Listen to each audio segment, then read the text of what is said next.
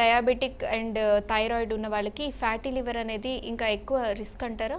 అది అవునండి. ఇప్పుడు non alcoholic fatty liver disorder అనేది అయితే చెప్పామో అందులో especially diabetic patients, long standing diabetes అంటాం కదా, మోర్ దెన్ 10 ఇయర్స్ నుంచి డయాబెటీస్ ఉన్న, థైరాయిడ్ కూడా మోర్ దెన్ 10 ఇయర్స్ నుంచి ఉండి, అండ్ వీటిల్లో కూడా కంట్రోల్డ్గా ఉంటే దాని కాన్సిక్వెన్సెస్ బెటర్గా ఉంటాయి. అలా కాకుండా అన్కంట్రోల్డ్ షుగర్స్ ఉండి ఇర్రెగ్యులర్ ట్రీట్మెంట్ మీద ఉన్న వాళ్ళల్లో ఫ్యాటీ లివర్ అనేది ఎక్కువగా ప్రజెంట్ అవుతుంది. సో నార్మల్ పాపులేషన్ కంటే వీళ్ళల్లో ఒక 5 to 6 times ఎక్కువగా ఫ్యాటీ లివర్ అనే వచ్చే ఆస్కారం ఎక్కువగా ఉంటుందన్నమాట.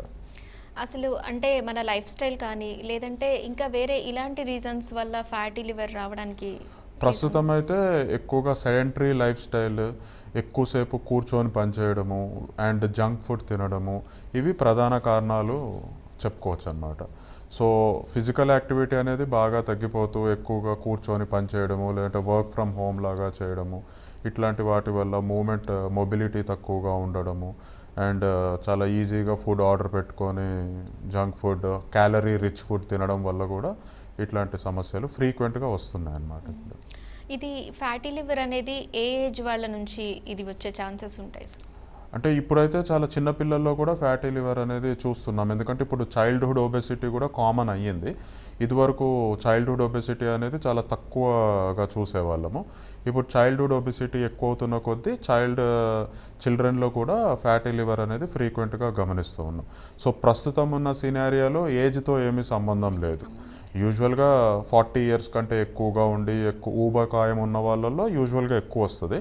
బట్ అలా అని పిల్లల్లో రాదు అనేది ఏమీ లేదు. పిల్లలు కూడా ఉండాల్సిన వెయిట్ కంటే ఎక్కువగా ఉండి ఈ గేమ్స్, స్పోర్ట్స్ ఎటువంటి యాక్టివిటీ ఏమీ లేకుండా ఉండి ఎక్కువగా టీవీ చూస్తూ ఇంట్లోనే ఉండి ఇట్లా ఉంటే వాళ్ళల్లో కూడా ఫ్యాటీ లివర్ అనేది రావచ్చు, చూస్తున్నాం కూడా ఆల్రెడీ. సార్ ఇప్పుడు ఫ్యాటీ లివర్ ఉన్నవాళ్ళు ఏ ఏ పదార్థాలు తినకూడదు, ఏ ఏ ఫుడ్ ఐటమ్స్కి దూరంగా ఉండాలి, అలాగే ఫ్యాటీ లివర్ రాకుండా ఏ ఏ ఫుడ్స్ మనం దూరం పెట్టాలి? సో ఫ్యాటీ లివర్ కనుక ఆల్రెడీ మనకి డయాగ్నోసిస్ వస్తే మనము ఫర్దర్గా ఫ్యాటీ లివర్లో ఏ స్టేజ్ ఉంది, స్టేజ్ 1, గ్రేడ్ 1, గ్రేడ్ 2, గ్రేడ్ 3 అని ఇలా అంటాం అనమాట. దాంతోపాటు లివర్ ఫంక్షన్ టెస్ట్ అని ఒక బేసిక్ లివర్ ఫంక్షన్ టెస్ట్ ఒకసారి చెక్ చేయించుకోవాలి. ఇవి కనుక నార్మలే ఉండి జస్ట్ ఫ్యాటీ లివర్ మాత్రమే ఉంటే మనం దానికి మెడిసిన్స్ వాడాల్సిన అవసరం ఏమి ఉండదు. డైట్ తోటి, ఎక్సర్సైజ్ తోటి దాన్ని మనము తగ్గించుకోవచ్చు. సో స్పెషల్లీ డైట్లో కనుక వస్తే ఆల్కహాల్ ఎవరైనా తీసుకుంటే దాన్ని కంప్లీట్గా అవాయిడ్ చేసేసేయాలి. స్మోకింగ్ ఒకటి అవాయిడ్ చేయాలి. ఇంకా పర్ సైడ్ డైట్కి వస్తే ఈ జంక్ ఫుడ్ని కంప్లీట్గా అవాయిడ్ చేయాలి. షుగర్ని బాగా తగ్గించి తీసుకోవాలి. ఫ్రూట్స్ అండ్ వెజిటేబుల్స్ని ఎక్కువగా తీసుకోవాలి. సో ఫ్రూట్స్, వెజిటేబుల్స్లో యాంటీ ఆక్సిడెంట్స్ ఉంటాయి. ఈ యాంటీ ఆక్సిడెంట్స్ లివర్లో ఫ్యాట్ డిపాజిషన్ని తగ్గిస్తాయి. ఆల్రెడీ ఉన్న ఫ్యాట్ని ఫర్దర్గా లివర్ ఇన్ఫ్లేమ్ అవ్వకుండా ప్రొటెక్ట్ చేస్తాయి అన్నమాట.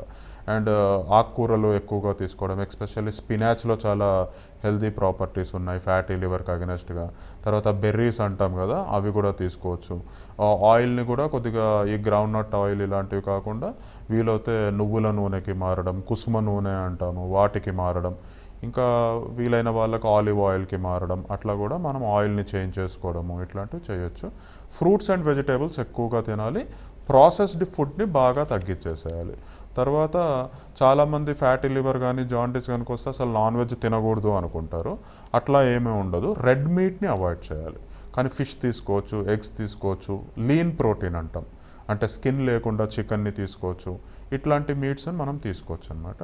అండ్ ఇప్పుడు స్టడీస్లో సీ ఫుడ్లో కొద్దిగా ఒమేగా ఇవి యాసిడ్స్ ఇవన్నీ ఉన్నవి, అవి ఫ్యాటీ లివర్కి బెటర్ అనేది చెప్తాం అన్నమాట. రైస్ ఎక్కువగా తీసుకునే వాళ్ళకి ఇది వచ్చే ఛాన్సెస్ ఉంటుందంటారా? రైస్ తినడం వల్ల అని కాదు, కానీ క్వాంటిటీ ఆఫ్ రైస్ కనుక ఎక్కువగా తింటే క్యాలరీస్ ఎక్కువగా ఉండి వాటిని కనుక మనము ఖర్చు చేయట్లేదు అంటే మాత్రం అప్పుడు ఫ్యాటీ లివర్ వచ్చే ఛాన్స్ ఉంటుంది. రైస్ ఇష్టపడే వాళ్ళు అన్పాలిష్డ్ రైస్ కానీ బ్రౌన్ రైస్ని ప్రిఫర్ చేస్తే బెటర్ అన్నమాట.